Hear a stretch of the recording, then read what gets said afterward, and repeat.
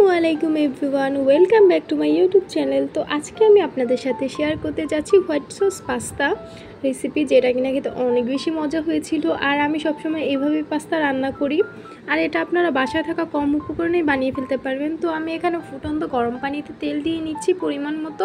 তারপর এখানে আমি পাস্তা দিয়ে দিব। তারপর আমি এটা ভালো করে সিদ্ধ করে নিব। একদম বেশি সিদ্ধ করতে যাবেন না। আমি এখানে 10 মিনিটের মতো সিদ্ধ করে নিয়েছি। আমি কিন্তু পাস্তাটা একদমই বেশি সিদ্ধ করি নাই।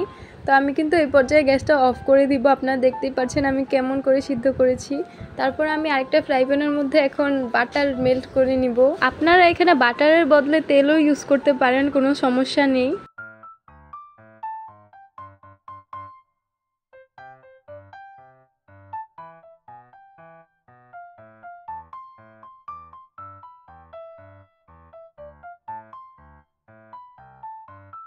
আমি এর মধ্যে অল্প পরিমাণে রসুন কুচি দিয়ে দিব। তারপরে আমি ভালো মতো ভেজে নিব। এটা কিন্তু অপশনাল, আপনারা নাও দিতে পারেন। তারপর আমি এখানে ময়দা দিয়ে দিচ্ছি।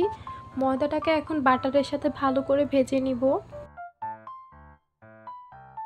এখন আমি এখানে অল্প অল্প করে দুধ দিয়ে ভালো করে মিক্স করে নিব। আর আমি কিন্তু প্যাকেটের গুঁড়ো দুধটা ইউজ করেছি, আপনারা গুঁড়া দুধও গুলিয়ে দিতে পারেন, কোনো সমস্যা নেই। তারপরে আমি ভালো করে মিক্স করে নিব এটাকে। এখন আমি এখানে আবারও অল্প পরিমাণে দুধ দিয়ে দিয়েছি। এটা এখন ভালো করে মিক্স করে নিব।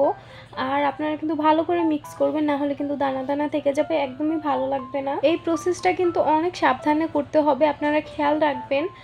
ভালো করে মিক্স করার চেষ্টা করবেন। এটা এখানে গোলমরিচের গুঁড়া দিয়ে দিব। আমি গোলমরিচটাকে হালকা করে বেটে নিয়েছিলাম। তারপর এখানে আমি চিলি ফ্লেক্স দিয়ে দিব। তারপর এটা নামিয়ে নিব ভালো করে মিক্স করে। তারপর এখন আমি এখানে একটা ফ্রাই প্যানের মধ্যে তেল গরম করে নিব। তারপর আমি পেঁয়াজের কুচি দিয়ে দিব। তারপর এটাকে ব্রাউন করে ভেজে নিয়ে এর মধ্যে আমি এই সিদ্ধ করে রাখা মাংস দিয়ে দিব, মুরগির মাংস। তারপর আমি ভালো করে এটাকে ভেজে নিব, হালকা করে প্রথমে ভেজে নিব এটাকে আমি। তারপর আমি এখানে সসেস দিয়ে দিব অল্প পরিমাণে। তারপর এখন ভালো করে মিশিয়ে নিব এগুলোর সাথে। আমাদের বাসায় কিন্তু কারেন্ট চলে গিয়েছিল, আমি অনেক কষ্ট করে ভিডিওটা করেছি। আমি লাইট ধরে রেখে ভিডিওটা করেছিলাম। আমি কিন্তু এমনিতেই ছোট মানুষ আর অনেক কষ্ট করে ভিডিও করি। আপনারা কিন্তু অবশ্যই আমার চ্যানেলটিকে সাবস্ক্রাইব করে দিবেন। তারপর আমি এখানে অল্প পরিমাণে ক্যাপসিকাম দিয়ে দিব। আমি কিন্তু একদমই অল্প পরিমাণে দিয়েছি, আর আপনারা চাইলে বেশি পরিমাণেও দিতে পারেন।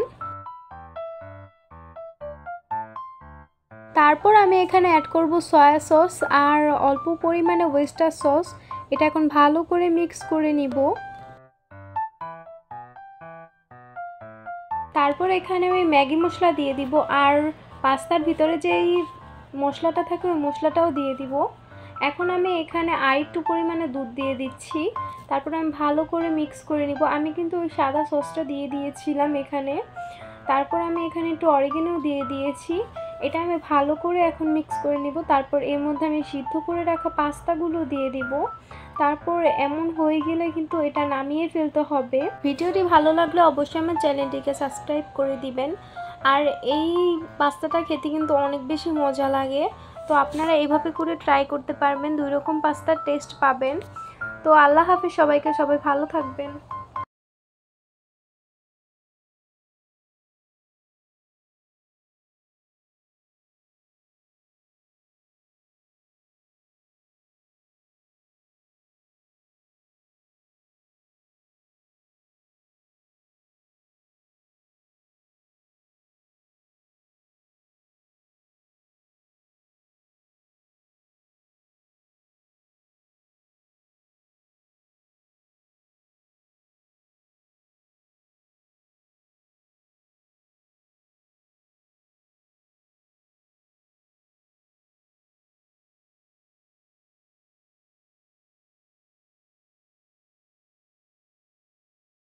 এই হোয়াইট সস পাস্তাটা কিন্তু খেতে অনেক বেশি মজা লাগে। তো আপনারা সবাই ট্রাই করবেন এটা।